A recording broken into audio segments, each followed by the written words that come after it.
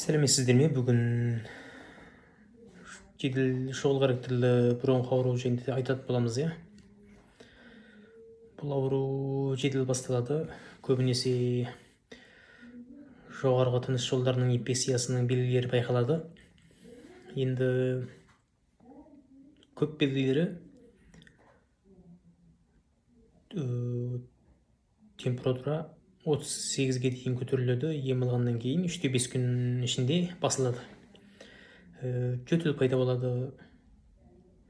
Және сөйлеген кезде сырыл пайда болады. Сырыл дегенде мысалы құрғақ, ылғалды сондай дыбыс шығады. Содан кейін жөтелмен аралас шырышты қақырық шығады. Асқынған кездерде қақырықпен қосылып ірің де шығуы мүмкін, аз мөлшердегі. Енді қан талдауына келетін болсақ, бұл жерде лейкоциттер мөлшері көп өзгермейді. Бұл енді белгілері осындай бұның, иә. Қысқа нұсқа айтып кетейін. Енді бұны мынау өкпе қабынуымен, көкжөтелмен, туберкулезбен, көп ауру өкпенің тағы басқа өкпе обырымен алмастырып алмау керек.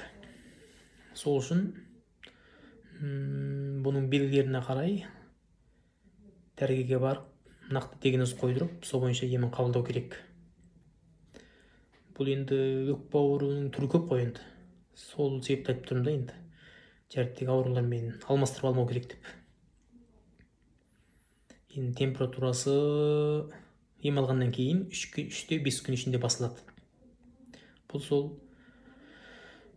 шұғыл характерлі бронх ауруының белгілері.